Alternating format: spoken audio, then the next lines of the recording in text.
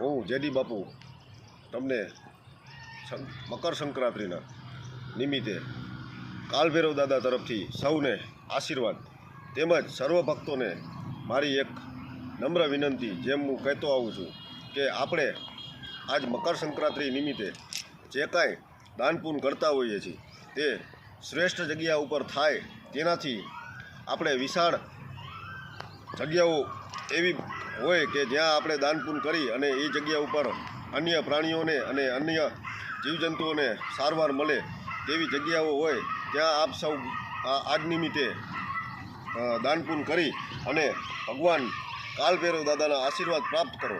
તેમજ આપણે બેડી ચોકડીએ જ્યાં કાલભૈરવ દાદાનું મંદિર છે તેની બાજુમાં આપણે 5000 ગાયોનો વસવાટ છે, તેનું શ્યામ ગૌશાળા કરીને નામ છે આપણે ગૌશાળાનું.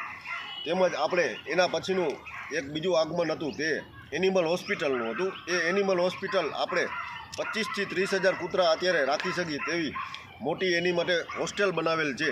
તે હોસ્ટેલનું નામ આપણે એનિમલ હોસ્ટેલ રાખેલ છે. તે આપણે જોઈ શકો છો બની ગઈ છે.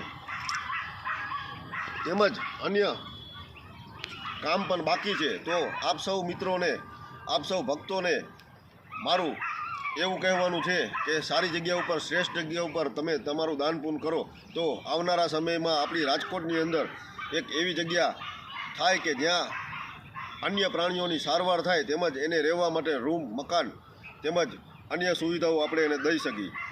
અત્યારે આપ જોઈ શકો છો શિયાળાનો મોસમ છે એટલે કૂતરાઓ માંદા પડતા હોય છે, તેમજ ઠંડીના કરકરતા હોય છે. તો એના માટે આપણે શ્રેષ્ઠ જગ્યા ઉપર એનું મકાન બનાવી અને આપણે એને સારી એવી ટ્રીટમેન્ટ આપી, જેથી કરી ભગવાન કાલભૈરવ દાદા જે એમનું વાહન છે તે વાહન આપણાને હંમેશા માટે આશીર્વાદ દે, જેથી કરી આપણાને કાલભૈરવ દાદાના આશીર્વાદ પ્રાપ્ત થાય.